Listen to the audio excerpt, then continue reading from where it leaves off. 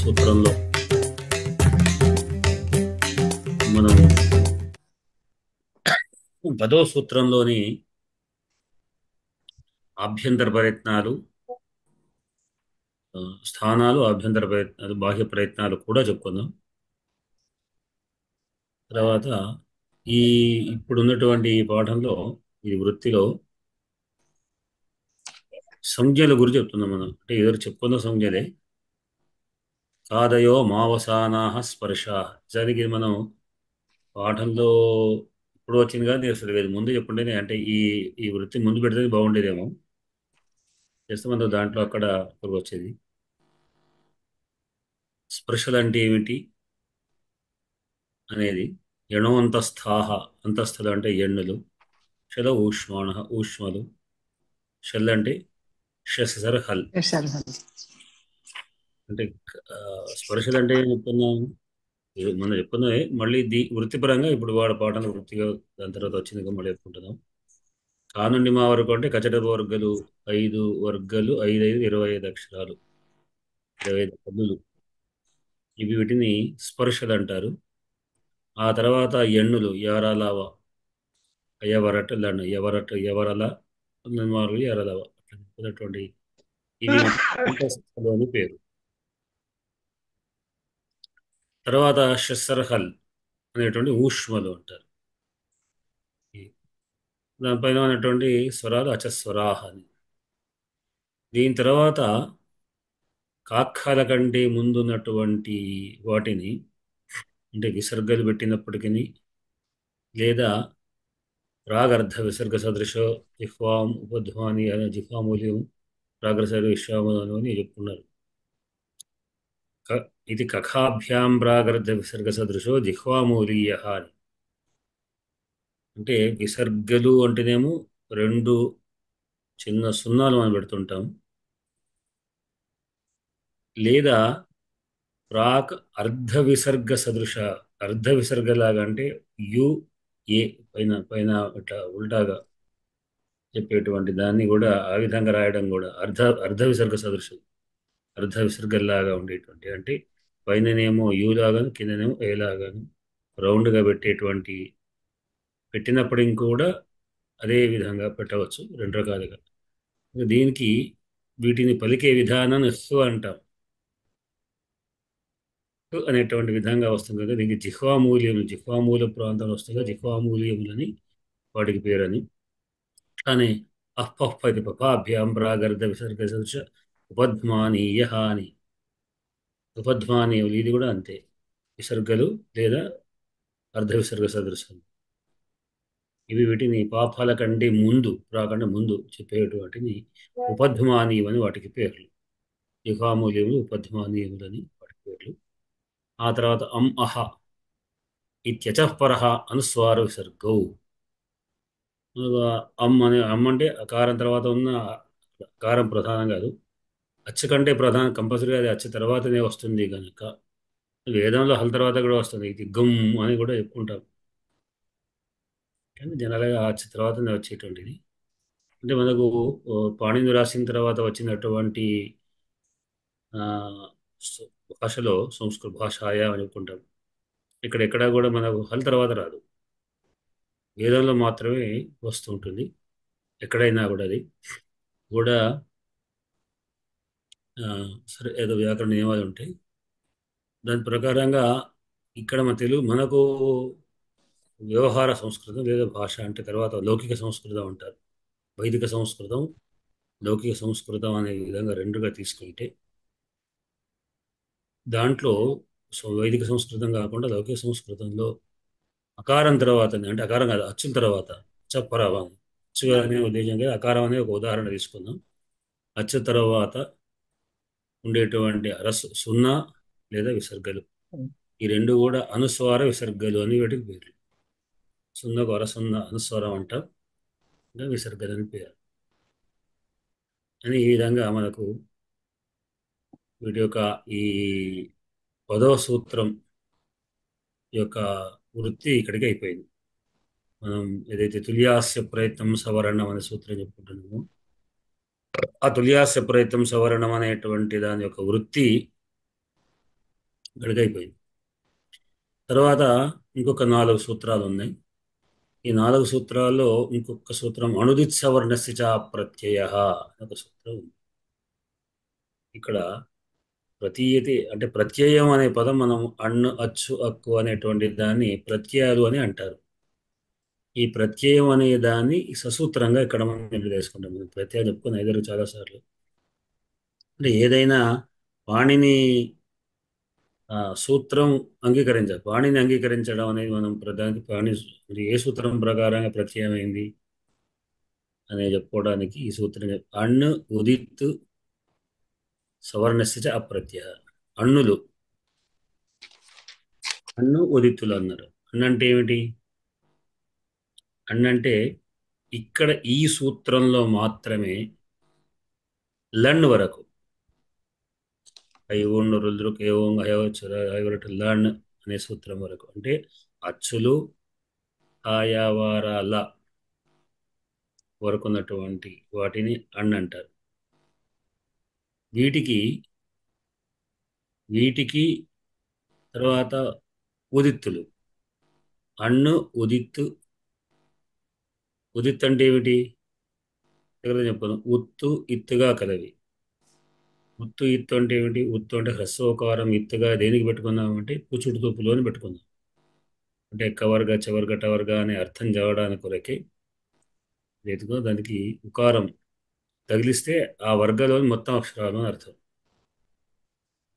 కా అంటే ఒకటే వర్ణం వస్తుంది. కు అంటే మాత్రం 5 వస్తుంది. కనుక వాటికి ఉదిత్తులు అని పుచుడు ఉదిత్తులు అంటే కేవలం పుచుడు తూపులు మాత్రమే అనుకుందాం. వీటికి వీటికి గురించి ఇక్కడ చెప్తాడు. ప్రతీయతే విధీయతే ఇది ప్రత్యయ. అంటే ప్రతీయతే విధీయతే విధించబడుతున్నది. ప్రత్యయం అంటే ఈ అణ్ అనే ప్రత్యయం అంటే ఏమిటి? అచ్చ అంటే ప్రత్యయం ఏమిటి? అంటే అకారం నుంచి ఔకారం వరకు ఉన్నటువంటి వర్ణాలన్నీ అక్కడ విధించబడతాయి. కనుక విధి ప్రతీయతే అంటే విధీయతే అని అర్థం. ప్రతీయతే ఇది ప్రత్యయ అన్నమాట. అంటే ప్రతీయతే అంటే అర్థం ఏంటి? విధీయతే అని. ప్రతీయతే ఇది ప్రత్యయ. ఇక్కడ అప్రత్యయం అన్నాడు. అవిధీయమాన అంటే విధించబడినటువంటి అన్ను ఉదిచ్చ సవర్ణ సంజ్ఞా స్యాత్ అని. అంటే ప్రత్యయం అనగా విధించబడేది. విధించబడకుండా ఉన్నటువంటి అన్ను అంటే ఇక్కడ చెప్పకుండా ఏదైతే అకారాకారం అనేటువంటి అక్కడ దాంట్లో విధించబడకుండా ఉన్నటువంటి అన్ను ఉదిత్తు కానీ అయిన వర్ణానికి తనకు తానుగా అసవర్ణత్వం వస్తుంది ఆటోమేటిక్గా. అంటే ఆవరణానికి ఆవరణం అక్కడ విధించకుండా అక్కడ అన్ను అనేటువంటి దాంట్లో అది ప్రత్యయంగా అవుతుంది. అంటే ఒకదానికి ఒక సవర్ణత్వం అంటే ఆ అచ్చులకు హల్లులకు కూడా ప్రత్యయం అవుతాయి అనేటువంటిది చెప్తున్నాడు. ఆ సవర్ణత్వం వస్తుంది.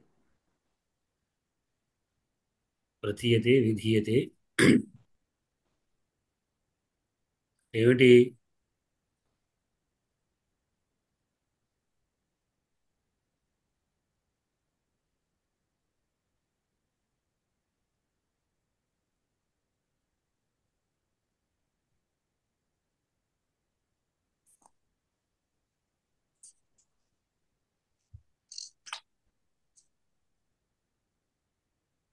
ఒక్క నిమిషం.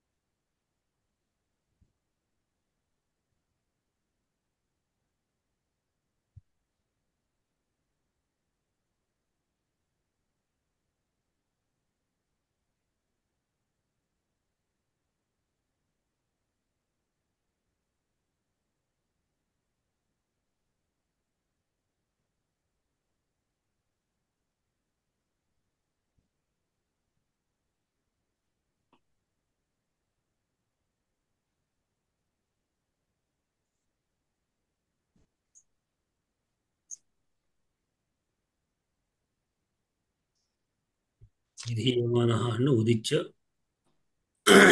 సవర్ణస్య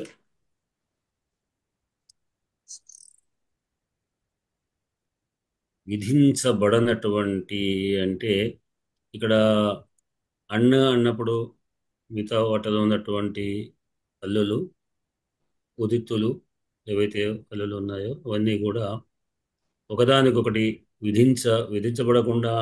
సరే, ఇది కొంచెం నేను కూడా కన్ఫ్యూజ్లో ఉన్నాను. నేను కొంచెం మళ్ళీ ఒక్కసారి తర్వాత చెప్తాను. నేను కరెక్ట్ క్లారిటీ నాకు కూడా చెప్పాను, ఇప్పుడు మర్చిపోయాను విషయం. అంటే ఈ సూత్రం కొంచెం దీన్ని నేను కొంచెం మళ్ళీ తర్వాత చెప్తాను. సరే, దీంట్లో ఈ సూత్రంలో మాత్రమే పరేణైవాణ గ్రహా సర్వే అంటే ఈ సూత్రంలో మాత్రమే అన్న అనేటువంటి చోట నకారం లండ్ వరకు తీసుకోమని ఈ సూత్రం చెప్తుంది. ఈ కారిక పరేణైవాణ గ్రహా సర్వే పూర్వేణైవేణ గ్రహా మతా అంటే అన్నప్పుడు అన్ని అన్నులు మొదటి నకారంతోనే తీసుకోవాలి. ఎక్కడ వచ్చినప్పుడు కూడా పాణిని సూత్రాలు కానీ మొత్తం వ్యాకరణ అంశాలు అంటే అయ్యుండు వరకే కానీ లన్ను వరకు కాదు. కానీ అంటే ఈ లన్ను వరకు తీసుకోవాలి. అయితే ఒక్క ఈ సూత్రంలో మాత్రం అంటే లన్ను వరకు తీసుకోవాలి అని కారిక సూత్రం చెప్తాను. నేను దాదాపుగా ఈ కారిక నాకు అప్పుడు తెలియదు. అంటే ఇది ఎక్కడ ఇది వ్యాఖ్యానంలో ఉంది. ఒక మనోహరం ఒక దానికి సంబంధించిన వ్యాఖ్యానం ఉంది. దాదాపు 70-80లో నేను పాఠం చెప్పడం మొట్టమొదటి సమయంలో మొట్టమొదటి రోజుల్లో కౌముది పాఠం చెప్తున్నప్పుడు అయితే కౌముది అంతా నాకు పర్వాలేదు బ్రహ్మాండ చెప్తాను అనుకున్న వాడిని నేను ఒక కొంచెం సీనియర్ స్టూడెంటే అడిగాడు, అక్కడ వరకు ఎందుకు గ్రహించకూడదు అని. విషయం చెప్పాను, కానీ ఈ కారిక ఉన్నట్టు నాకు తెలియదు. కారిక ఉంటే బండగొద్దుగా చెప్పేవాడిని. అంటే ఎవరో లన్ను వరకే చెప్తారు అని చెప్పాను. ఇది ఎక్కడ ఉంది అంటే ఎక్కడ ఉందో నాకు తెలియదు. ఎక్కడైనా కూడా అన్న వరకే తీసుకుంటాము, లన్ను వరకే అంటే ఐగుండు వరకే తీసుకుంటాం అని చెప్పాను. కానీ లోపల నాకు సరైనటువంటి దీన్ని ససూత్రంగా చెప్పలేకపోయినాను అని నాకు ఒక మనసులో అది ఉండే. తర్వాత ఎప్పుడో కనబడ్డది. వాళ్ళకి ఏదో చెప్పాను, చెప్పింది కరెక్టే, వాడు సంతృప్తి పడ్డప్పటికి కూడా నా మనసులో మాత్రం నేను సరిగా చెప్పలేదు అనేటువంటి దాని తర్వాత పాఠంలో కనబడ్డది. అంటే ఇది ఎప్పుడు నేను 78లో క్లాస్లో కాలేజ్ చేరగానే ఈ నిజానికి ఏదో సంబంధం లేదు కాకుండా వాటి ఆకరణాశాలు చెప్పడం అక్కడ ఏదో ఊరికే మాట్లాడే విషయంలో కూడా ఈ పాఠం చెప్పుడు పోయినాను. చెప్పే సమయంలో ఈ విషయం వచ్చింది. సరే, ఇక్కడ సవరణత్వాన్ని గురించి ఈ సూత్రంలో ఏదో చెప్పారు, అది నేను మళ్ళీ చెప్తాను. సరే, స్పష్టంగా సోమవారం చెప్తాను. తర్వాత ఇక్కడ తర్వాత దీని మళ్ళీ ఒక వృత్తి చెప్తున్నాడు. తదేవం అని చెప్తూ అంటే ఇక్కడికి నిర్ణయం అయిపోయింది. ఇక ఏమిటి లాస్ట్ ముగింపుకు వస్తూ తదేవం ఆ ఇది అష్టాదశానాం సంజ్ఞ. ఇప్పుడు అచ్చులు మొత్తం టోటల్ ఎన్ని వచ్చేసాయంటే అకారం అంటే 18 రకాల అకారాలు అని. తథ ఇకార ఉకారం, ఇకారము ఉకారం కూడా అంతే. ఆ ఈ ఉ రుకారం వస్తే ఏంది, రుకారస్య 30 అన్నాడు. రుకారం మాత్రం 30 అట. ఎందుకు 30 అయినాయి అంటే లృకారోపి 12. లృకారం లృ అనేటువంటిది 12. లృ 12 అయింది. రుకారం పక్క పెట్టి లృ 12 అయింది. ఎందుకు? లృకారానికి దీర్ఘత్వం లేదు. అయితే రుద్రువర్ణ్యో సావర్ణ్యం వాచ్యం అనే సూత్రంలో రుకారానికి సవర్ణత్వం చెప్పుకుందాం. కనుక ఈ 12 ఈ 18 కలిసిపోయింది. రుకారంకు దీర్ఘం ఉంది, రూ 3 ఉంది, హస్త దీర్ఘ ప్లుతాలు ఉన్నాయి. ఈ వీటి 12 కూడా కలిసాయి. ఎందుకంటే ధ్రువ్ అని మనం అంట అని చెప్తున్నాం. కనుక రూ ప్లస్ ధ్రువ్ యొక్క కలిపి మొత్తం రూ అంటే 30 వచ్చేస్తున్నాయి. 30 సంజ్ఞ అని. గురుగారు చిన్న సందేహం, మొన్న ఈ రుకారానికి కూడా 12 రాశామండి. అటు 12 రాశాను. రసం దీర్ఘము. రుకారం అదే రుకారం దీర్ఘము. రుకారం 18. రుకారానికి అక్కడ 18 ఉన్నాయి అక్కడ. రూకు 18, దురుకు మాత్రం నేను 10. నేను రాసిన స్టెప్ ఇవి వేశాను కదా, అందులో నేను 12 రాశానండి. రుకారానికి రెండింటి కూడా. రుకారం రుకారానికి ఏమో రుకారానికి రస్వలు ఏం చెప్పలేదు కదా, రుకారానికి దీర్ఘంలో ఏం చెప్పలేదు, లురుకు మాత్రమే చెప్పాం. రుకారంగు మాత్రమే దీర్ఘం లేదు. రుకార ద్వారా హ్రస్వ దీర్ఘాభావాత్ అని చెప్పుకుందాం. ఇందుకు రూకు 18 ఉన్నట్టే లెక్క. రుకారం 18 అయింది.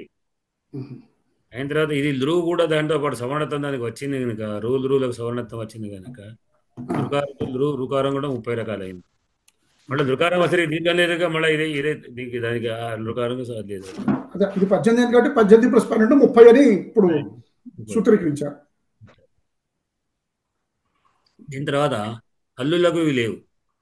హల్లులని ఒకటే సింగిలే. ఎందుకు, దానికి అచ్చు చేరిస్తేనే అప్పుడు దీర్ఘాలు, లుతాలు, గైరాలు, హ్రస్వాలు, పృథాలు, రూపదాలు వస్తాయి. అచ్చు చేర్చకపోతే కు అంటే కు అంతే. అది దగ్గరకు వాడికి లేవు. అయితే యా వా ల అనేటువంటిది ఉంది. యకార వకార లకారాలు, వీటికి అనునాసిక భేదాలు ఉన్నాయి. యా అని ముక్కుతో పలకవచ్చు, ఇయో అనేటువంటి, ఓ లో అనేటువంటిది కూడా ముక్కుతో పలికేటువంటి విధానాలు వాటికి ఉన్నాయి కనుక అవి ద్వయో సంజ్ఞ అన్నారు.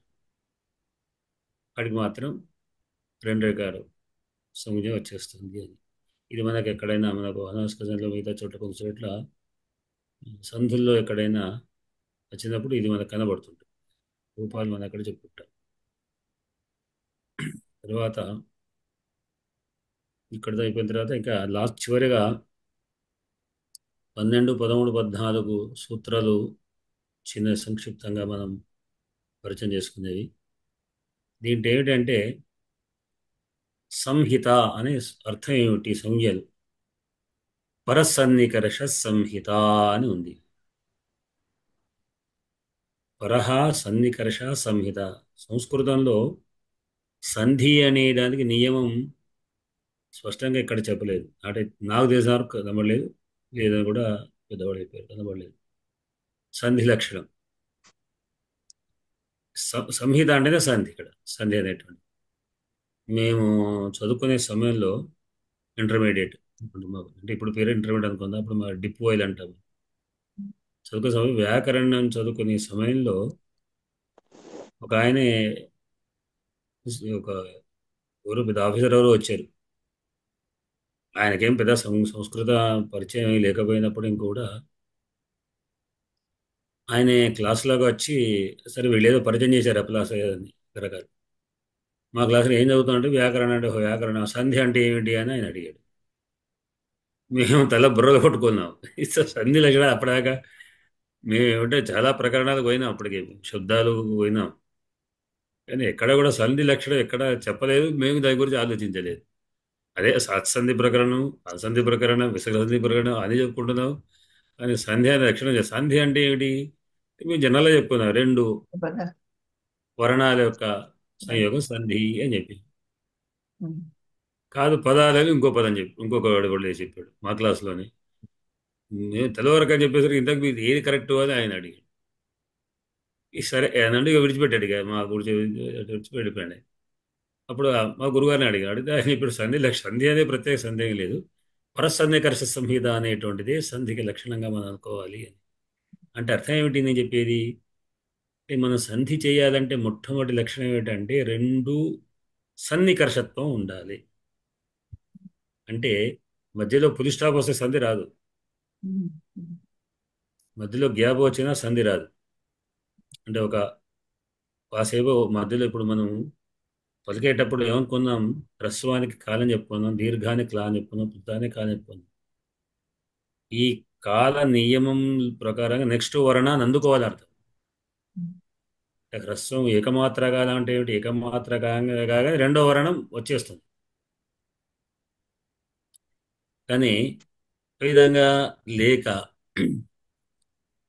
రామాలో రా అని ఒకసారి కాసేపు అయినాక మా అని నేను అన్నాగా రామ అన్నాను కదా అంటే అక్కడ వ్యక్తికి వినేవాడికి అర్థం కాదు. ఎందుకంటే ఈ వెంబడే ఉండడం సన్నికర్షత్వం కావాలి.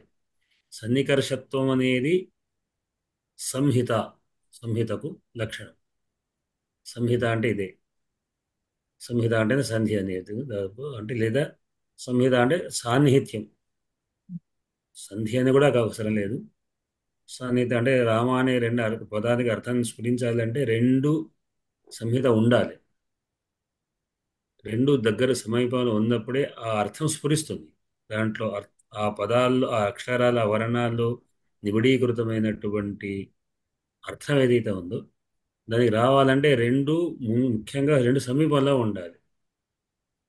ఇక్కడ చెప్పినట్టుగా రాముడితో ఒక పివరనిట్టలి అన్నాడు. అయ్యేసరికి ఏమైంది, తోక ఎందుకు వచ్చిందంటే ఇక తో తర్వాత స్పేస్ ఉండాలి, లేదు. కపివరుడు ఒక పీవరుడు అనే చోట సంహిత ఉండాలి, అది విడిచిపెట్టాడు, అర్థం మారిపోతుంది. చాలాసార్లు కూడా మనం కూడా చెప్పుకుంటాం, ఎక్కడెక్కడైనా ఆ పుది స్టాపులు కామాలు పెట్టకుండా ఉంటే అర్థాలు మారిపోతాయి అన్నట్టుగా మనం చాలా ఉదాహరణలు కూడా ఇక్కడ అప్పుడప్పుడు చెప్పుకుంటూ ఉంటారు పండితులు. కనుక పదంలో అర్థం స్ఫురించాలన్నా, సంధి చెయ్యాలన్నా సంహిత ప్రధానం. దేవాకు ఆలయంకు మక్కి సమీపం ఉంటేనే అప్పుడు సంధి వస్తుంది, లేకపోతే రాదు. ఓ దేవా ఆలయంలో పెడుతున్నాను అన్నాం అనుకోండి, ఓ దేవాలయం కూడా ఓ దేవాలయంలో పెడతాం అనరాదు. అంటే అది మనం అక్కడ స్పేస్ ఇవ్వదలుచుకుంటేనే. సంస్కృతం ప్రకారంగా సంధి చేసుడే అక్కడ శ్లోకంలో అట్లా. అక్కడ సంబోధన అయినా కూడా సంధి చేయవచ్చు. ఇట్లా సంహిత ఉండాల్సింది. కనుక వరహ అంటే అత్యధికంగా సన్నికర్షత్వం అనేది వర్ణానాం అతిశయిత సన్నిధి సంహితా సంజ్ఞ స్యాత్ అని ఈ సూత్రం ద్వారా మనకు ఇది ఎందుకంటే సంధి ప్రకరణలో వస్తుంది. సంధిలో కంపల్సరిగా సంహిత ఉండాలి అనేది ముఖ్య నియమం. దాంట్లో మనకు మొట్టమొదటి సూత్రంలోనే సంహితాయాం విషయే అని ఈక్వాంటి సూత్రం కింద చెప్తారు. మన రేపు తర్వాత చెప్పుకోయే సంధి ప్రకరణలో ఇవి వస్తుంది. తర్వాత మరొక సూత్రం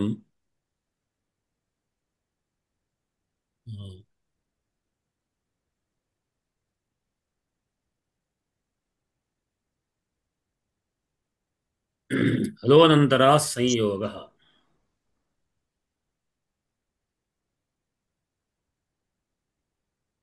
ఏమిటి? అవ్యవహితా హలః సంయోగ సంజ్ఞా స్యు.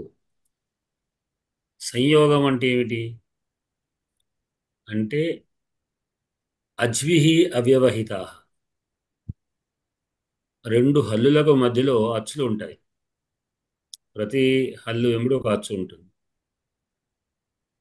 ఈ అచ్చులు లేకుండా ఏవైతే హల్లులు ఉన్నాయో, అచ్చులు లేనటువంటి అజ్విహి అచ్చిభిహి అచ్చులతో అవ్యవహితమైన కూడుకొనన్నటువంటి హల్లులు సంయోగం అవుతుంది. వాటినే సంయుక్తాక్షరములు అంటాం మనం.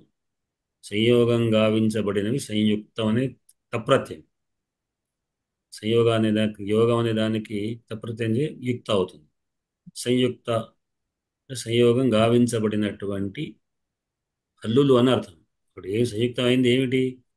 అచ్చులు లేకుండా ఉన్న హల్లులు. ఇవి ఎన్ని ఉండవచ్చు? జనరల్గా ఎక్కువ రెండు హల్లులు ఉంటాయి, మూడు హల్లులు కూడా ఉండవచ్చు, నాలుగు హల్లులు కూడా ఉన్నటువంటి పదాలు కూడా ఉన్నాయి. ఇప్పుడు కృష్ణ ఉంది. కృష్ణ అనేటువంటి పదంలో క్రూ తర్వాత షకారం తర్వాత అచ్చు లేకుండా ఉంది, నకారం ఉంది. కనుక ఇక్కడ అజ్వి అవ్యవహితమైంది, అచ్చులతో కూడుకున్నట్టు. మామూలుగా అయితే రామ సీత అనేటువంటి వాటికి అచ్చులతో కూడుకొని ఉంటుంది. కృష్ణలో షకార నకారానికి ముందు షకారం తర్వాత అచ్చు లేదు కనుక సంయోగం. కానీ ఇంకా వేరే ఉంటాయి. లక్ష్మి లక్ష్మీ పదం ఉంది. లక్ష్మీలు ఎన్ని ఉన్నాయి? మూడు. మనం క్షా అని రాసుకుంటాం కానీ కాకినా ఇట్లా ఉంచుతాం కానీ నిజానికి కార కకార షకారాల యొక్క సంయోగం క్ష అనేటువంటి విడిగా పదం లేదు.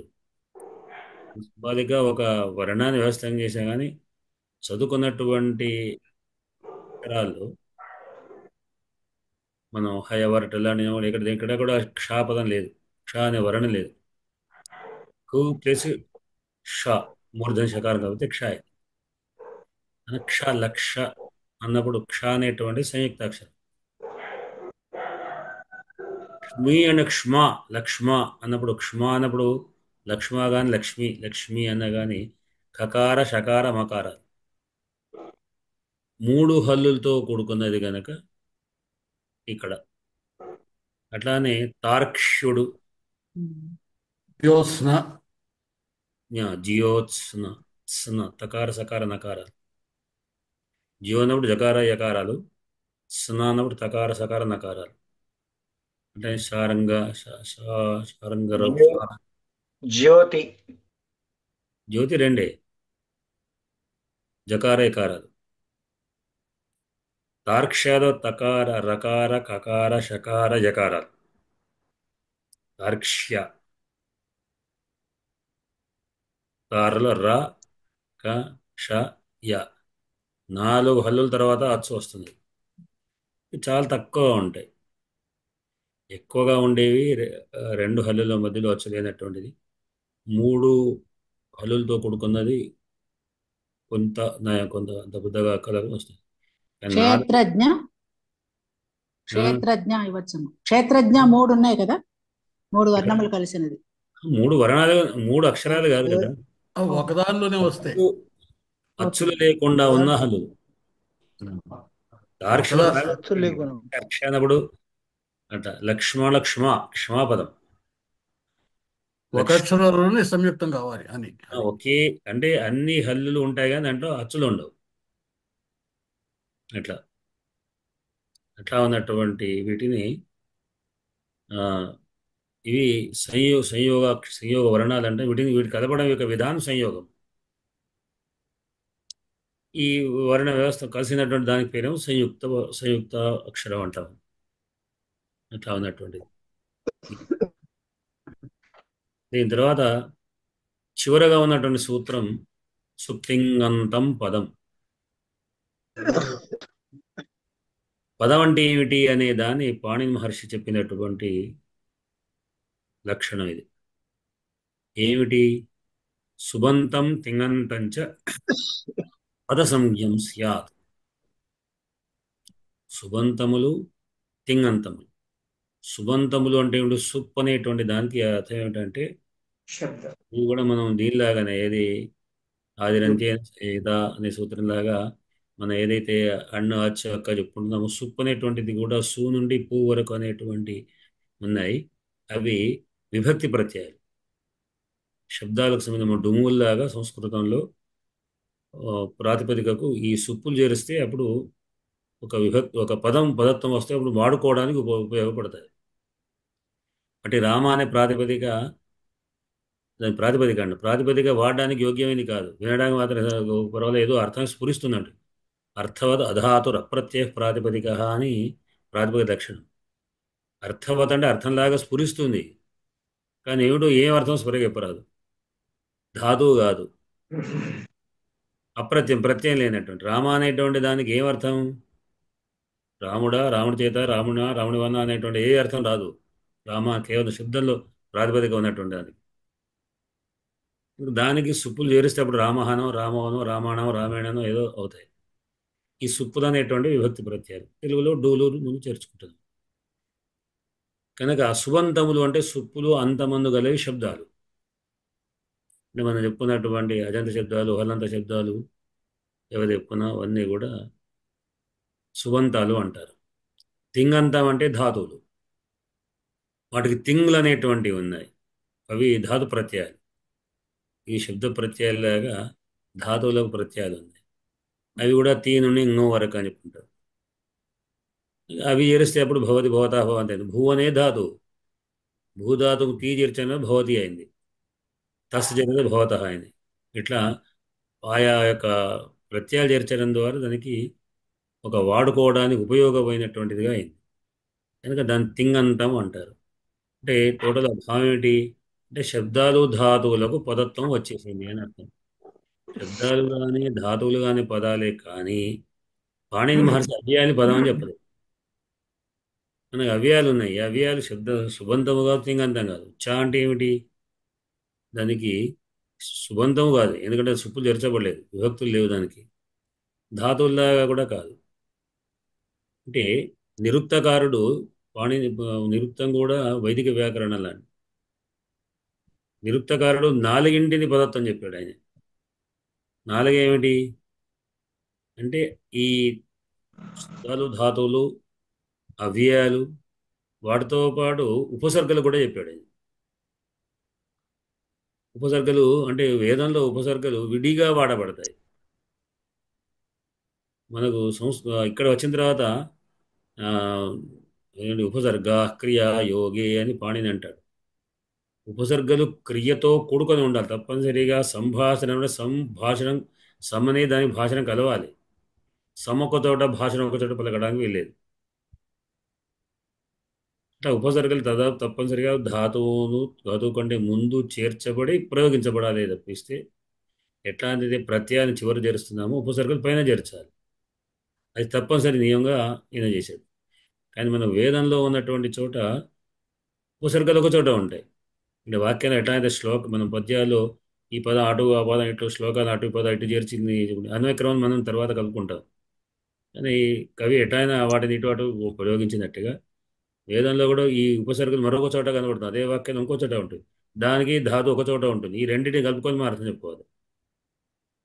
అది వైదిక యొక్క వాంగ్మ యొక్క నిర్ణయం, వైదిక విధానంలో. కనుక అక్కడ ఉపసర్గలు అంటే ఉపసర్గ కూడా పదత్వం వచ్చింది.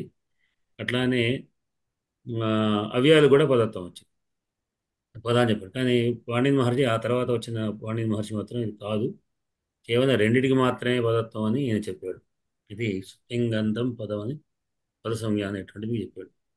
ఈ ప్రకారంగా సంజ్ఞలు నిజానికి సిద్ధాంతకంలో చాలా ఉన్నాయి. సిద్ధాంతకం సంజ్ఞా ప్రకటన ఇంకా చాలా పెద్దగా ఉంది.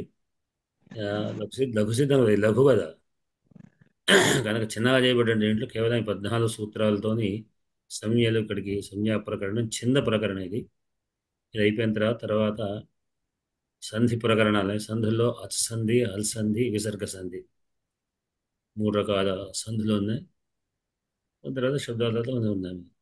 ఇవి మనం ఉన్నటువంటి సంజ్ఞా ప్రకరణ ఇక్కడికి ముగించబడ్డది. స్వస్తి. మనం సోమవారం నుండి సంధి ప్రకరణం అసంధి ప్రకరణం ప్రారంభం చేసుకుందాం. మనకు ప్రధానమైనది సంధులే. సంధి ప్రకరణం కొంచెం పెద్దదే, సమయం కూడా బాగానే తీసుకుంటుంది. అల్సంధి మన విసర్జన జరిగే బహుశా సంవత్సరాలు గడిచిపోతుంది, సంవత్సరం పైగా దాటిపోతుంది. పెద్ద పెద్దది. దీంట్లో నేను ఇప్పుడు 11వ సూత్రం అనుదిత్ సవర్ణ సా ప్రత్యయ అనేటువంటి మళ్ళీ ఒక్కసారి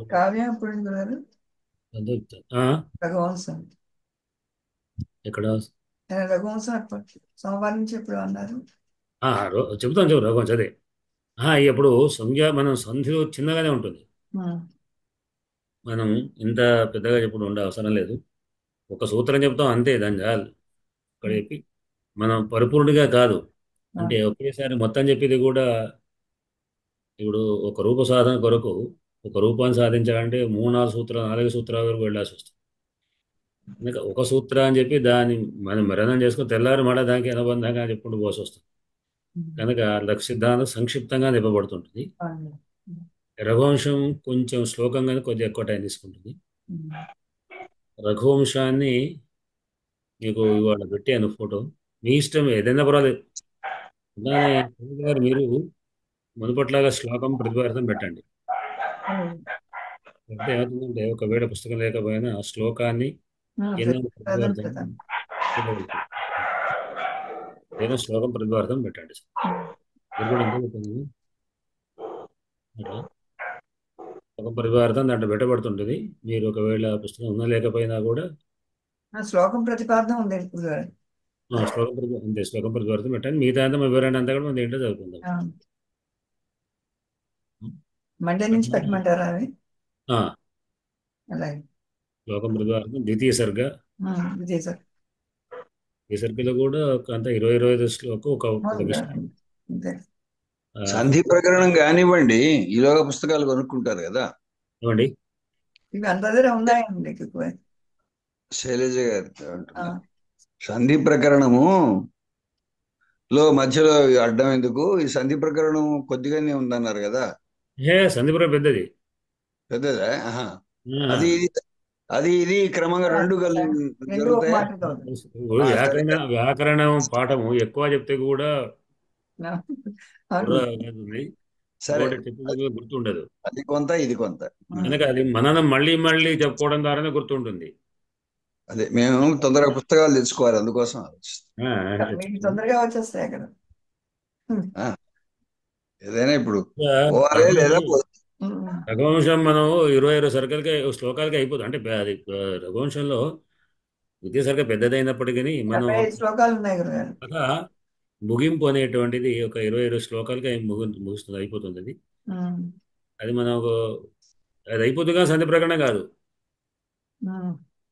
సంధి ప్రకటన అయ్యేసరికి కూడా టైం తీసుకుంటుంది. ఇప్పుడు రఘువంశంలో ద్వితీయ సర్గ మొదలు పెడతారండి. ద్వితీయ సర్గ మొదలు పెడదాం. కొంచెం పెద్దగా ఉంటుందండి. ఏం లేదు శ్లోకం. ఇప్పుడు ప్రథమ సర్గ అంటే అనుష్ఠు శ్లోకం. కొంచెం పెద్ద శ్లోకాలు పెట్టాలి, చిన్న శ్లోకాలు కాకుండా. గురువుగారు అది పీడిఎఫ్ రూపంలో దొరకదా గురు? ఏమన్నారు? పీడిఎఫ్ లో దొరకదంటారా? పీడిఎఫ్ చూడండి, ప్రయత్నం చేయండి. నేను లేదు, రఘువంశం వ్యాకరణ విశేషాలు లేవు దాంట్లో. ప్రయత్నం చేయండి, చూడండి. దానికి ఏముంది, ప్రయత్నం చేయడానికి మీ దగ్గర దొరుకుతుండవచ్చు, ఉంటుండవచ్చు. రాజా అవధాన్ గారి చేతనే అవుతుంది. రఘువంశము కేశవపంత నరసింహ శాస్త్రి ఉంది. చూసాను గురుగారు, అది లేదు. పీడిఎఫ్ నెట్ లో కూడా దొరకలేదా? నెట్ లో దొరుకుతలేదు. అది కేశవపంత నరసింహ శాస్త్రి ఉంది అంతే. అదే కేవలం అర్థ తాత్పర్యాలు అవి. అదైనా పర్వాలేదు, అవి దొరుకుతాయి, అవి ఉన్నాయి నెట్ లో. అది తీసుకోండి కనీసం, అవైనా చాలు. ఏం లేకపోతే ఎట్లా అండి? మిగతా అంతా లేవు, అన్వయం అవన్నీ లేవు, విభక్తులు అవి. తాత్పర్యం అర్థం వరకు నెట్ లో దొరికేస్తున్నారు. అట్లా తీసుకోండి మీరు. లేకపోతే శైలజ గారు పెట్టే శ్లోకాలే రాసుకుంటారు. ఏం చేస్తాం, వచ్చిందాక శ్లోక ప్రతిపాదన రోజు పెడతాను కానీ మరి మనం ఎదురుకు చెప్పిన పాఠాల విధానం ప్రకారంగా శైలజ గారు మొత్తం అన్ని పాఠాలకి ఎప్పుడు పెడుతుండేవారు. దాని మీద చర్చ చేస్తుండేవాళ్ళు. ఎట్లా అనే విధంగా ఆ ప్రకారం పెడుతుంటుంది. ఏ ప్రకారం మిగతా ఇంకా విశేషం కావాలంటే పుస్తకంలో చేతిలో చూసుకోవచ్చు అని. ఇప్పుడు పీడిఎఫ్ అడిగారు కదా, వారు ఇట్లా ఎత్తి రాసుకుంటే సరిపోతుంది. మీరు ఒకవేళ మీకు నాగర్లిపి మీద గ్రిప్ ఉంటే నాగలిపిలో కూడా మీరు సెర్చ్ చేయవచ్చు. దొరుకుతాయి. అంటే అన్ని తెలుగే కాక్కర్లేదు. లక్ష్మి గారు మీకు కన్నడ వేస్తే కన్నడలో కూడా చూసుకోవచ్చు మీరు దాంట్లో. ఎందుకంటే మీకు అక్కడ అంటే రకరకాల కన్నడం దొరకదు గురుగారు, కానీ నేను ఆన్లైన్ లోనే చూసాను. జస్ట్ అది ఇందాక సైజ్ గా చెప్పారు కదా, అర్థము పద్యము దొరుకుతుంది. మీరు సెర్చ్ చేసేటప్పుడు కన్నడలో కొడితే కన్నడకు సంబంధించి దొరుకుతాయి. నాగలిపిలో కూడా నాగలిపి సంబంధం దొరుకుతాయి. నాగలిపి చూసుకోవచ్చు. నాగలిపి దొరుకుతాయి. మీరు నాగలిపి ప్రాక్టీస్ అంటే నాగలిపిలో కొట్టండి. ఎవరికైనా ఏంటో ఉన్నట్టు అందరూ కూడా నాగలిపి ప్రాక్టీస్ అంటే నాగలిపిలో కూడా నాగలిపి పుస్తకాలు దొరుకుతుంటాయి. ఇప్పుడు నాకు ఏదైనా అవసరం ఉండి ఏదైనా మ్యాటర్ అవసరం ఉన్నప్పుడు చూస్తాను. నేను ముందు తెలుగులో కొడతాను, రాకపోతే నాగలిపిలో కొట్టుకుంటాను. నాగలిపికి సంబంధించిన దాంట్లో తీసుకుంటాను. ఎక్కడైనా వాటిలో తీసుకునే విషయాలు ఎక్కడ ఒక విషయంలో కూడా ఏ భాష కదా, హిందీ వాళ్ళు దాంట్లో చేస్తే వాళ్ళు చెప్పిన విషయాలు కూడా మన వ్యాఖ్యానాలు. కన్నడంతో ఒక ఇబ్బంది ఉందండి. మనకు అలవాటైన విభక్తి ప్రత్యయం లేని పదం లేకుండా అది వాళ్ళకి ప్రథమ పురుష ప్రథమ విభక్తి పదం అయిపోతుంది. రామ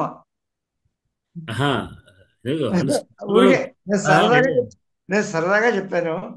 రామ వ్యాకరణ సంస్కృత సంస్కృత విషయాలు వాళ్ళు చెప్తారు, అట్లా ఏం లేదు.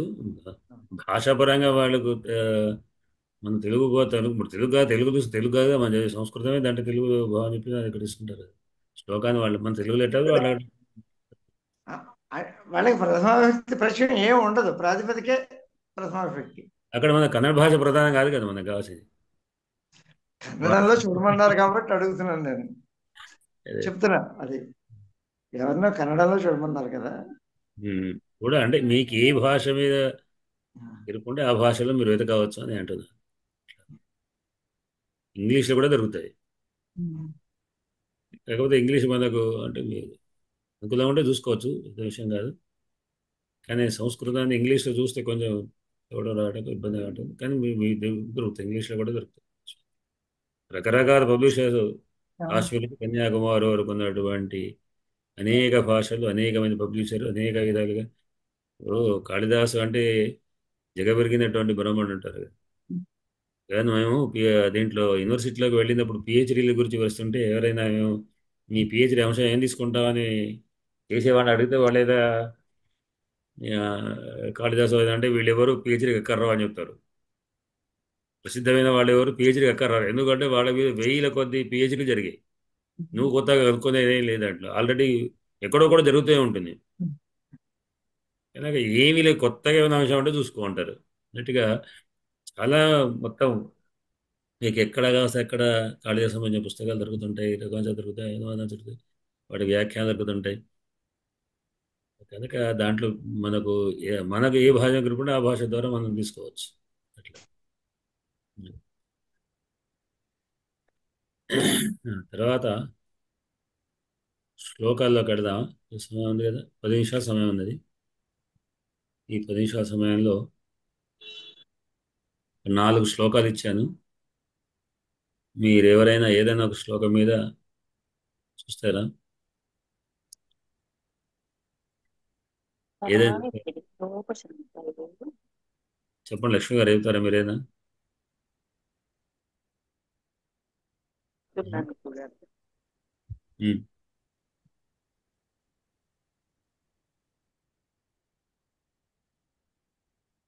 శ్రీదేవి గారు చెప్తున్నారా ఒక శ్లోకం వ్యాఖ్య? లేదండి, చెప్పలేను. చూడండి. అలా కాదు, భవదంగవల్లి చెప్పే మనస్థితిలో లేను, సారీ. సరే, శైలజ గారు మామూలు అర్థం భావం అంటే కొంచెం తెలుసు ఎంతో ప్రయత్నం చేయండి, తర్వాత ఆటోమేటిక్గా వస్తుంటుంది. అందరంగా ఉన్నాం కదా చర్చలో, అంటే ఒకరు ముందు వాళ్ళు వస్తే మిగతా వాళ్ళంతా వెనక ఫాలో అయ్యి చేస్తుంటారు. అట్లా అంతరాయ తిమిరోపశాంతయే శాంతపావన మచింత్య వైభవం తం నరం వపుషిం కుంజనం ముఖే మన్మహే కిమపి తుందిలం మహా. అంతరాయం అంటే ఆ విఘ్నాలు అనేటువంటి చీకట్లను పోగొట్టేవాడు, శాంతంగా ఉండేటువంటి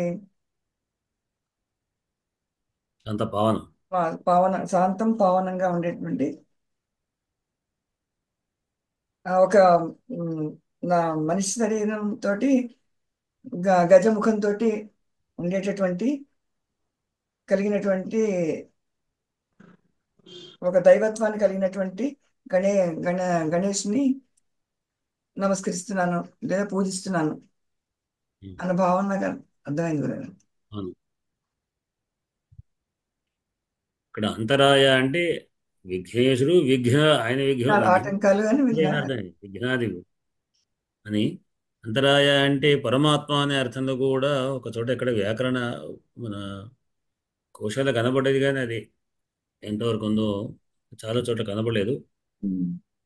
దీంట్లో మాత్రం తెలుగు విషయంలో అట్లా మాత్రం అంతరాయ అంటే ప్రభు అనే అర్థం వచ్చింది, కానీ అంటే పరమాత్మ అనే అర్థం. కానీ అంతరాయ అంటే విఘ్నం, విఘ్నేశుడు అంటే విఘ్నుడు అనమాట. ఆయన విఘ్నేశుడు అన్నట్టే. తిమిరోపశాంతుడు, తిమిరాన్ని చేసేటువంటి వాడు. ఇవన్నీ చతుర్థులే. అంతరాయ చతుర్థి, తిమిరోపశాంతయే కూడా చతుర్థి. అంటే మన్మహే తలంస్తున్నాను. మన్మహి యోపశాంతయ అంతరాయ అంతరాయ చతుర్థి అనండి. అంతరాయ చతుర్థి అంతరః అంతరమా అంతరాయమా? అంతరాయం అనేటువంటి అది అంతరాయం అనేటువంటి తిమిరాన్ని ఉపశమింపజేసేటువంటి వాణి కొరకు. చతుర్థి కాదు కదా. కాదు. అంతరాయం అంటే విఘ్నం. విఘ్నం అనే తిమిరాన్ని ఉపశమించేటువంటి ఉపశమనం కొరకై మన కొరకు మనకు అంటే మనం కోరుతున్నాం శాంతి కొరకు నేను మన్మహే అంటే తలుస్తున్నాను. ఎవరిని? కిమపి మహః కానొక మహత్తును. ఎట్లాంటి తుందిలాకారం, భుజ పెద్దగా ఉండి ఉన్నటువంటి ఒక ఎట్లా ఉన్నాడు? తం నరం వపుషి కుంజరం. వపుషి నరం. వపుషి అంటే ఆకారంలో ముఖేనమో కుంజరం, ముఖమందు మాత్రం కుంజరుడు. వపు ఎందేమో నరుడు, నరసింహావతారం లాగా. ఆకారం నరత్వం, ముఖం సింహత్వం లాగా. ఆకారం ముందు నరుడు నరాకారం, కానీ ముఖమందు మాత్రం కుంజరం ఉన్నటువంటి వాడు. అటువంటి ఆయనను అంతరాయ తిమిరోపు శాంతి కొరకై నేను శాంతభావనం, శాంతముగా పవిత్రమైన శాంత స్వభావమైనటువంటి శాంత వైభవం చించెం ఊహించరానటువంటి వైభవం గలవాడు అటువంటి ఒకానొక మహత్వం ఉన్నాడు. అంటే ఈ వపుషి కుంజరం అనేటువంటి నరం వపుషి కుంజరం అనే దాన్ని బట్టి మనం గణపతి అనే అర్థంగా, గణపతి అనే పదం లేకుండా గణపతిని చెప్తున్నాడు. కానీ అంతరాయ తిమిరం అంటే అంతరాయ అనే విఘ్నానికి నివారణ చేసేడు ఆయనే గనక అనేటువంటి దాంతో ఏం ఛందస్సు గురుగారు? ఇది రథోద్ధత వృత్తం అంటారు. రగణము నగణము రగణము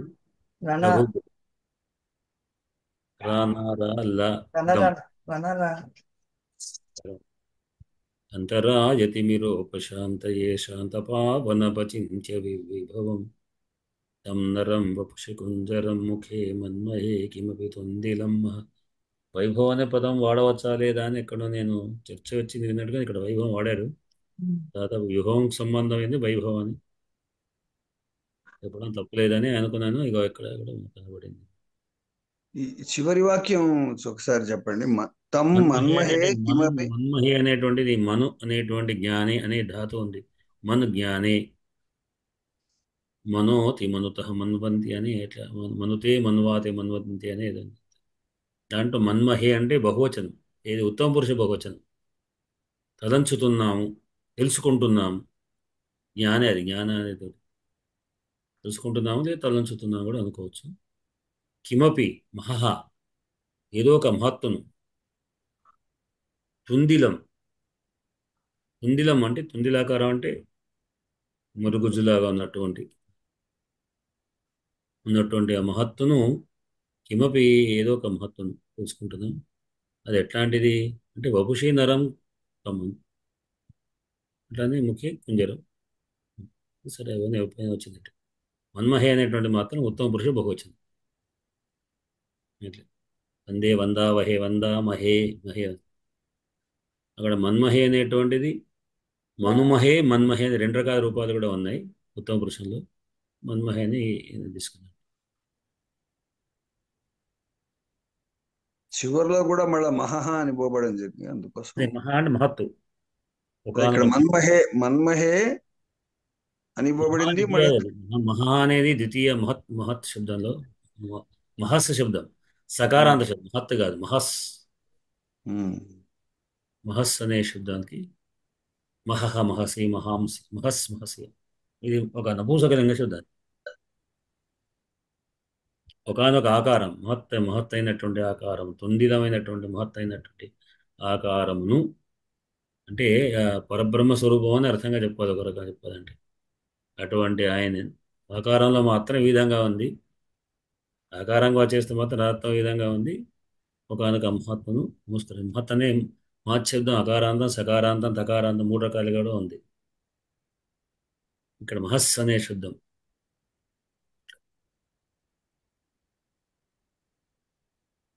తర్వాత ఆశాసురాశి భవదంగవల్లి వాసైవ దాసి కృతదుగ్ధ సింధుం మందస్మితైర్నందిత శారదేందుం వందేరవిందాసన సుందరి త్వాం.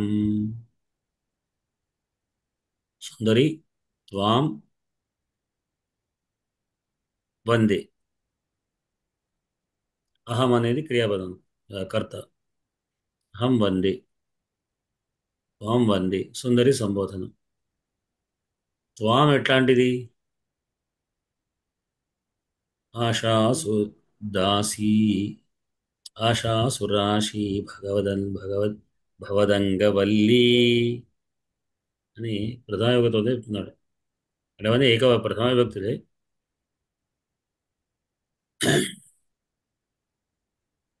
వెనుకొచ్చి ఆశాసు అంటే, ఆశ అంటే ఏమిటి?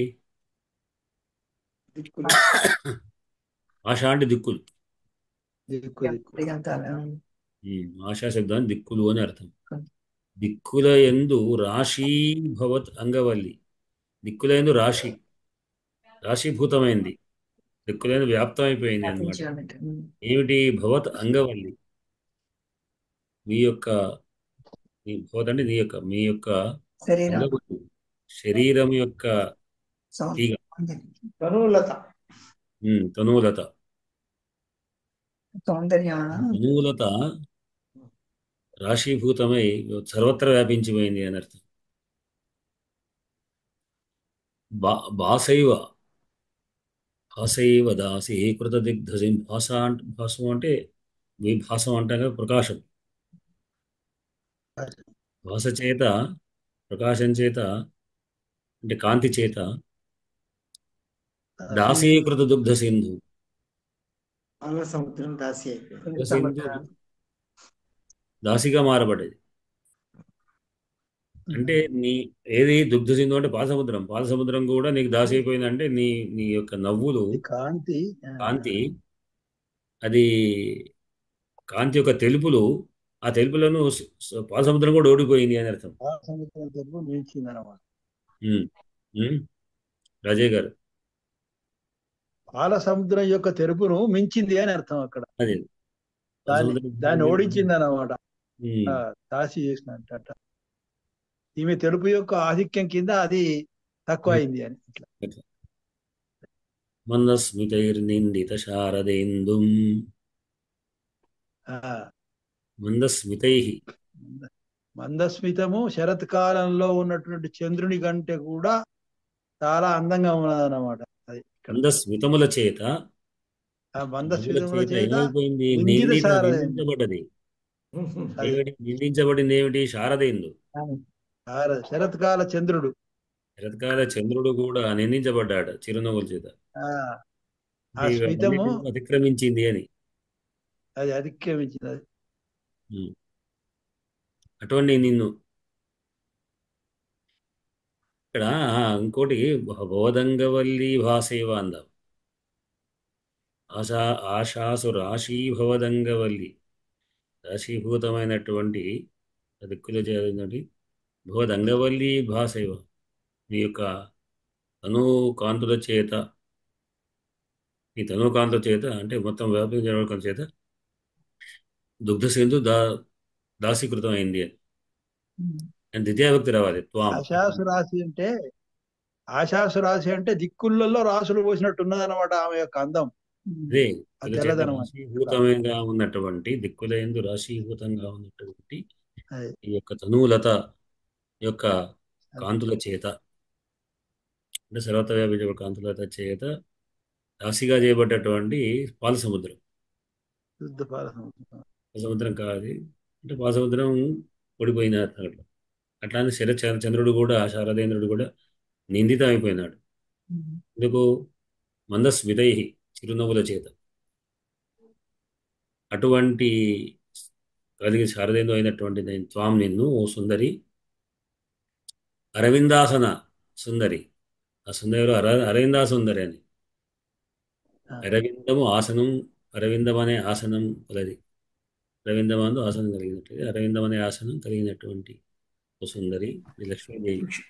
లక్ష్మీదేవి వందే నమస్కరిస్తున్నాను. ఈ అరవిందాసన సుందరి అనే పదంతో మనకు సరస్వతీదేవి గురించి సరస్వతి కూడా అనుసారు. అరవిందం అంటే తెల్లని కమలాలు అరవింద సరస్వతి. అదే కమలాలు అంటే కమలం నిన్నట్టుగా మనం అనుకున్న కమలం కలర్ వేరు. అరవిందం అంటే ఇది తెల్లని తెల్ల కొలువులు ఇక్కడ కలువల్లో కూర్చుంటుంది. తామర అంటారు కదా.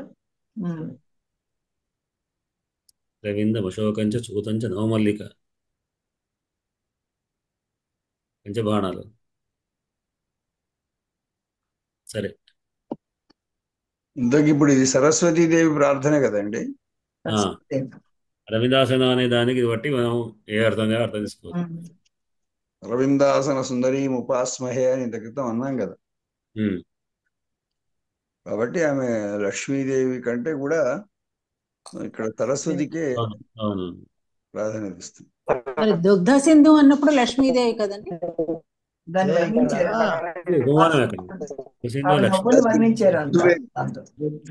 వాళ్ళ అర్థం పుట్టిల్లు తను లత చేత గెలవబడినట్టు. తెల్లదనాన్ని తీసుకోవాలి కదండి. దుగ్ధ సింధు, దాసీకృత దుగ్ధ సింధు అన్నాడు. తర్వాత మందస్మిత నిందిత శారదేందం అన్నాడు. ఇక్కడ తెల్లదనం అన్నమాట. తెల్లదనం ఇక్కడ మరి సరస్వతికి అప్లై అవుతుందా, లక్ష్మికి అక్కడ చూసుకోవాలి మనం. బహుశా అయ్యా ఎక్కడ ముద్రాజయ్ గారు ఎక్కడ తెల్లదనాన్ని ఇక్కడ దుగ్ధం అన్నప్పుడు అక్కడ తెల్లదనమే కదా. తెల్లదనానికి చెప్పినా అమ్మవారు సరస్వతీదేవి. అది సరస్వతీదేవిని తీసుకుంటే అక్కడ సరిగా ఉంటుంది అనిపిస్తున్నది. అది ఇంత క్రితము అయ్యా నిన్నటి శ్లోకంలో కూడా జనక్య కమలామలాంజలి పుటేయ పద్మరాగాయిత అన్నప్పుడు అది మధ్యలో ఆపేసినాము. అక్కడ ముక్తాస్తా వరదాభవదు భవంతు భవతాం శ్రీరామ వైవాహిక అన్నాం. అలాంటి ముత్యాలు మిమ్మల్ని రక్షించుగాక అంటున్నాం. ఇక్కడ ముత్యాలు ఎలా రక్షిస్తాయి ఒక్కటి చూద్దాం.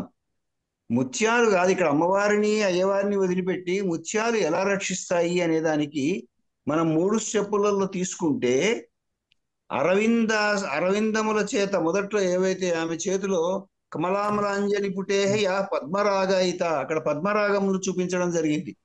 పద్మరాగములు లక్ష్మికి సంకేతము. తర్వాత అవి జారుతూ ఉన్నప్పుడు తెల్లగా మల్లెల్లాగా ఉండి అక్కడ సరస్వతీదేవికి సంకేతము కుందప్రసూనాయిత. ఆ తర్వాత ఈయన ఒంటి మీద పడ్డప్పుడు అవి శ్యామల కాయకాంతకలితా యా ఇంద్రనీలాహితా, ఇంద్రనీలాలు మహాకాళికి సంకేతము. కాబట్టి ఇక్కడ మహాలక్ష్మి మహాసరస్వతి మహాకాళి, మహాలక్ష్మి మహాసరస్వతి మహాకాళి రూపమైనటువంటి లలితాదేవి మిమ్మల్ని రక్షించుగాక అనేది దీంట్లో ఉన్న పరమార్థం. బాగుందండి, చాలా బాగుంది. ఇది అద్భుతమైనటువంటి పరమార్థం అన్నాడు కదా అక్కడ. ఇప్పుడు ఇక్కడ జానకి గురించి గాని రాముడి గురించి గాని చెప్పలేదు. ఇది అయ్యా నా విశ్లేషణ. ఇది కాపీ కాదు. కానీ జానకి రాముల కళ్యాణంలో జానకి రాముల కళ్యాణంలో గాని, ఎందుకంటే ఇక్కడ అమ్మవారు లలితాదేవి యొక్క వీళ్ళంతా అంశలేగా. ఇప్పుడు సీతాదేవిని తీసుకున్నా రాముడిని తీసుకున్నా వీళ్ళంతా ఒక అంశాలు, భాగాలు, చిన్న చిన్న పార్ట్స్. కాబట్టి వీళ్ళందరికంటే పూర్వమైనటువంటి రూపాన్ని మహాకాళి మహాసరస్వతి మహాలక్ష్మి రూపమైనటువంటి లలిత అమ్మవారిని ఆ ముత్యాలలో చూస్తున్నాడు. కాబట్టి ముక్తాస్తా వరదా భవంతు భవతాం శ్రీరామ వైవాహిక, అలాంటి ముత్యాలు అక్కడ జారుతూ ఉండడం వల్ల ఈ 3 రూపాలు కనిపిస్తున్నాయి. దీన్ని ఎందుకు ఇప్పుడు చెప్పాను అంటే తెలుపుదనము సరస్వతీదేవికి సంకేతము. కాబట్టి ఇక్కడ కూడా మనకు అక్కడ శారదేందును నిందించినప్పటికీ లేదా దుగ్ధ పయోధిని నిందించినప్పటికీ అలాంటి తెల్లటి వాటిని నిందించగలిగినటువంటి తెల్లదనం ఎక్కడుందయా అంటే అమ్మవారు సరస్వతీదేవిలోనే ఉంటుంది. కాబట్టి ఆ త్వాం అనేది ఖచ్చితంగా సరస్వతీదేవి మాత్రమే అనేది నా అభిప్రాయం. ధన్యవాదాలు. సరస్వతి అనే దేశం వారు చెప్పే వరకు వచ్చి అక్కడ ఈ అరవిందాసన అనేసరికి కొంచెం కన్ఫ్యూజ్ అయింది. మరి నగరకు కోశలక్ష్మి అని చెప్పే ముందే అనుకున్నట్టు అంతే. ఇంతవరకు అక్కడ మేము వ్యాఖ్యానం చేసిన వరకు సరస్వతి భావం వచ్చింది. మరి అరవిందాసన అనేసరికి అరవిందం అంటే అరవిందం కమలం కదా అని ఒక అర్థంతో దుగ్ధ పయోధి శారదేందు అనేటువంటి దాంతో మనం అక్కడ సరస్వతికి చేయవచ్చు. అట్లా తెల్ల కలువగే తీసుకోవాలి. అదే ఆ విధంగా అర్థమైనప్పుడు ఇంకొకటి ఏంటంటే ఈ కళ్యాణాలలో వచ్చినటువంటి ముత్యాలు కూడా చాలా పవిత్రమైనటువంటి ఆ తలంబరాలు నెత్తి మీద వేసుకున్న తర్వాత పెళ్లి అయినటువంటి వారు కూడా ఉన్నారు. చాలా పవిత్రంగా చేస్తారు వాటిని. అట్లా అన్నమాట. అటువంటి వాళ్ళని కూడా చూసాము.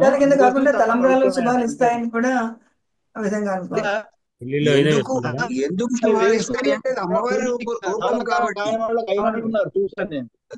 అట్లా అమ్మవారి రూపం కాబట్టి పవిత్రమైనవి. అదే అంతే. ఇంకా 2 శ్లోకాలు మనం టైం లేదు, ఆపేద్దాం. సోమవారం మళ్ళీ తిరిగి కలయిక. సోమవారం నాటి వరకు మొదలు పెట్టుకుందాం.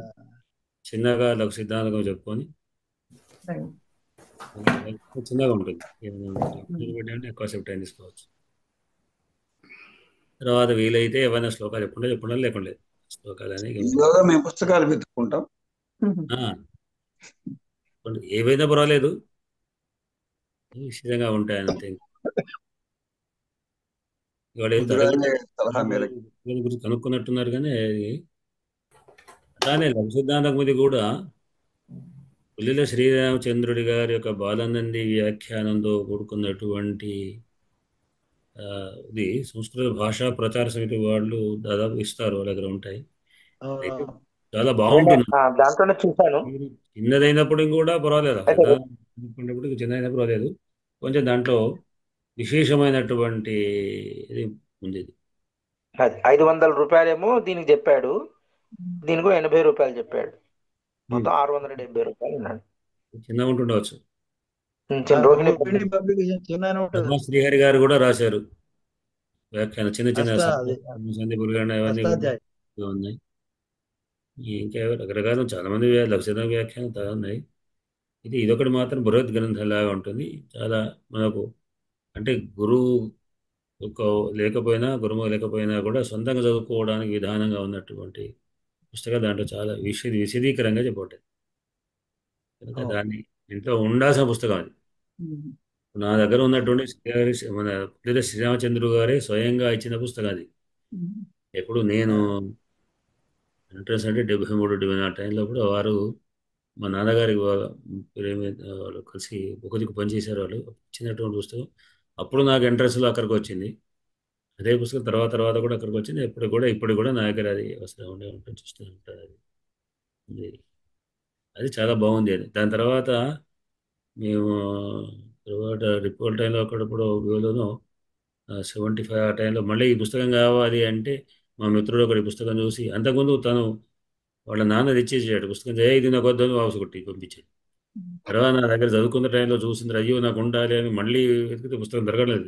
వాళ్ళ ఇంటికి వెళ్ళారు, రామచంద్ర గారి ఇంటికి వెళ్తే కూడా లేదు, అయిపోయింది ప్రింట్ అని. దాని తర్వాత 2వ ప్రింట్ మళ్ళీ చేశారు. కానీ 2వ ప్రింట్ చేసిన తర్వాత అప్పుడు ఏమిటంటే 2 మళ్ళీ కంపోజ్ చేసేసాం, ఇంత బాగా రాలేదు, దీనంతగా రాలేదు. కానీ తర్వాత మళ్ళీ అప్పుడు 2వ ప్రింట్ తర్వాత మళ్ళీ 3వ ప్రింట్కి ఏం చేశారంటే దీన్ని మళ్ళీ వాళ్ళు పీడిఎఫ్ లాగా చేసి దాన్ని ప్రింట్ మళ్ళీ రీప్రింట్ చేశారు. అంటే ఇది బాగుంది, ఈ ప్రింట్ బాగుంది. 3వ ప్రింట్ మాత్రం ఇది తీసుకున్నారు. 2వ ప్రింట్లు మాత్రం మామూలుగా మళ్ళీ వేరే కంపోజ్ చేసి, అప్పుడు ఈ విధానం రాలేదు, ఫోటో తీసి వచ్చే విధానం రాలే కనుక వాళ్ళు ఏదో ప్రయత్నం చేశారు కానీ అంతగా బాగా అనిపించలేదు పుస్తకం. ఇప్పుడు బాగుంది. మళ్ళీ ఇది సేమ్ ఇట్లాంటిది దొరుకుతుంది మీకు. దానికి మీకు కావాలంటే ప్రయత్నం చేసుకోవచ్చు, లేదా మామూలుగా నడిపించుకోవచ్చు. పోవడం అంటే కూడా మీకు మామూలుగా పుస్తకాలు దొరుకుతాయి, చిన్నవి పెద్దవి కూడా దొరుకుతుంటాయి.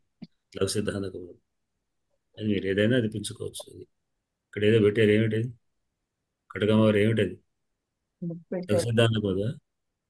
ఇది గోరకు వీళ్ళదిగా గీతా ప్రెస్ వాళ్ళు. గీతా ప్రెస్ వాడు లఘు ఉమ్. గీతా ప్రెస్ వాళ్ళది కూడా. గీతా ప్రెస్ వాళ్ళే మాకు అంత పెద్ద లేకుండా మేము చదువుకున్నప్పుడు ఇంత ఉండే చిన్నగా. ఎంఎస్ కోవాట్ కంటే కూడా కొంచెం పెద్దగా ఉంటుంది సైజు మామూలు ఎంత పుస్తకం. అంటే దీని ధర పెద్దగా ఉంటుంది. ఎలా? దేనికి? ఇది నాగర్ లిపిలో ఉంది. అది నాగరిక గీతా ప్రెస్ అంటే నాగరిక మొత్తం. నాగర్ లిపిలో ఉంది. రేట్ ఇది తక్కువనే ఉంటుంది. బహుశా అది మూల్యం 300 ఉండవచ్చు, 300 ఉండవచ్చు. మూల్యం 45 రూపాయలే. 45 చాలా తక్కువ ఉంది. అంటే 45 ఎప్పుడు రేట్ అది? అది 2000 కాదు. అదే తక్కువ ఉంటుంది. గీతా ప్రెస్ వాళ్ళు చాలా తక్కువ ఉంటాయి. నేను పురాణాలే 20 రూపాయలు 30 రూపాయలు తీసుకున్నాను. అంతే అప్పట్లో. విష్ణు పురాణాలు 20 రూపాయలు తీసుకున్నాను సరే. పురాణ వాల్యూమ్స్ కూడా 200, 300 ఉంటాయండి. ఇప్పుడు ఎంత ఉన్నా 200, 300 ఉంటుంది. ఎంత పెద్ద పుస్తకాలు పెద్ద పెద్ద పుస్తకాలు అధ్యాత్మ 200 రామాయణం ఉంటుంది. 70 రూపాయలు. 300 కంటే ఎక్కువ ఉంటుంది. అధ్యాత్మ రామాయణం 70 రూపాయలు. అప్పుడు గీతా ప్రెస్ వాళ్ళు చాలా తక్కువ ఉంటాయి. ఎవరు వాళ్ళు ఆ వాళ్ళ ఖర్చు వాళ్ళ తెలుగు పేపర్ వాటి మాత్రమే తీసుకుంటారు. లఘు సిద్ధాంత కవులు తెలుగు అయితే బాగుండు. తెలుగు చెప్పాం కదా మీకు చాలా ఇది కాదు, ఒకసారి అలవాటు అయితే ఇది హాయిగా ఉంటుంది. ఇంకొకటి కూడా ఉంటాయి. సరళ హిందీలో ఉంటుంది, సింపుల్ అది లాంగ్వేజ్ లో ఉంటుంది. చాలా సరళంగా ఉంటుంది. సూత్రాలన్నీ కూడా సింపుల్ గా ఉంటాయి. ఇక మనం సంస్కృతమే నేర్చుకుంటున్నప్పుడు ఈ లిపికి అలవాటు పడితే మంచిది కదా. నాగలిపి ప్రాక్టీస్ చేయండి. ఎంపీగా నాగలిపి పోవడం, నాగలిపిలో చదవడం చాలా. మీకు నాగలిపి ప్రాక్టీస్ అయితే మీకు చాలా పుస్తకాలు దొరుకుతాయి. పుస్తకాలు ఎక్కువ దొరుకుతాయి. అంతా నాగలిపిలోనే. తెలుగు చాలా తక్కువ. తెలుగులో ఉన్నాయి కూడా లేవు మేము చదువుకునే సమయంలో. మేమంతా కూడా ఇంకోటి ఏంటంటే మేము అంతా లెటర్స్ రాసి తెప్పించుకున్నాం. బీపీపీ ద్వారా తెప్పించుకున్నాం వాళ్ళు పుస్తకాలన్నీ కూడా. మేము 6వ తరగతి నుంచి కూడా 6వ తరగతి అందరం క్లాస్మేట్ అందరం కలిసి 5-6 కలిసి మీ లెటర్ రాసి బీపీపీ ద్వారా మేము తీసుకునేవాళ్ళం. కనుక చాలా చౌకంబా వాళ్ళే ఉంటాయి, గీతా ప్రెస్ వాళ్ళే ఉంటాయి, నిర్ణయ వాళ్ళు ఉంటాయి, ఇంకా చాలా చాలా వాళ్ళు ఉంటాయి. స్వాధ్యాయులు అనేటువంటి వాళ్ళు చాలా రకాలైనటువంటి ఏవైనా మనకి ఏ కాస్తే దొరుకుతాయి. నాగలిపి బాగానే ఉంటుంది. కాకపోతే దీని వ్యాఖ్యానం ఎట్లా ఉంది నేను చూడలేదు. ఈ శ్రీరామచంద్రుడి వ్యాఖ్యానం వచ్చి చాలా బ్రహ్మాండం వ్యాఖ్యానం కనుక చూసుకుంటే మంచిది, మీ ఇష్టం. ఏదైనా ఉన్నాయని చెప్పేది మూలమే మీకు అక్కడ వివరిస్తూ ఉంటాం. మనం మూలం చదువుకుంటాం, చూసుకోవచ్చు. మూలం పాఠం కూడా పెడతారా మీరు? అక్కడే మీ దగ్గర దొరుకుతుందా? సూత్రం వృత్తి ఉంటే ఇది గురుగారు, ఇది లఘు సిద్ధాంతం. రఘువంశం భాషం పెడతారు. రఘువంశం పెడతాను గురుగారు. లఘు సిద్ధాంతం అది. లఘు సిద్ధాంతం నా దగ్గర ఏ బుక్ లేదు. తీసుకోవాలి, బుక్ తీసుకుంటానండి. పెడతాను నా ఉన్నది. పీడిఎఫ్ ఉంటే పెట్టండి. ఈ అటా కాదు, ఒక రోజు పాఠం పీడిఎఫ్ కాదు, బుక్ ఉన్నది. బుక్నే నేను చేస్తా, వాట్సాప్ లో పెడతా, గ్రూప్ లో పెడతా. ఏనాడు పాఠం అన్నాడు పెట్టేద్దాం. ఒక పాఠం అంటే ఒక సూత్రం 2 సూత్రాల వరకు చూసుకోవచ్చు. ఫోటో తీసి పెడితే అయిపోద్ది. ఇంకే సంధి ప్రకరణం నుంచి అంటారా? సంధి ప్రకరణం, అసంధి ప్రకరణం మొదటి ఎక్కువ సూత్రం చెప్పుకుంటాం. అదే రోజు 1-2 సూత్రాలు చదువు, మనకి ఎక్కువ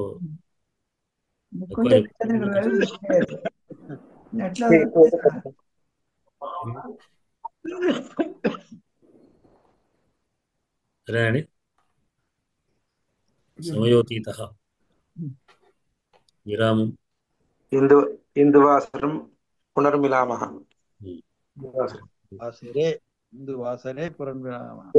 పునర్మిలామః. ఈ పంచాంగం పెట్టేవాడంతా బ్రాకెట్ లో వాసరేది పెడతారు. అదేమిటో వాసరాద అన్నిటికీ ప్రథమ వ్యక్తి అంటే ఒక వాటికి మాత్రం వాసరే అని పెడతారు. అంటే సంకల్పంలో వస్తుగా వాసరే అని దాన్ని పెట్టుకుంటారు. అంతే. చౌతిన్యం బేస్తవాసరే అనుకుంటే సరిపా.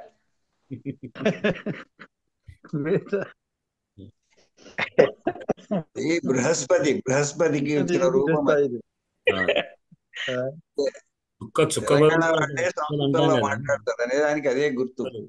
చుక్కలు పదం ఎట్లా వచ్చి తెలుగులోకి చుక్క అనే పదం?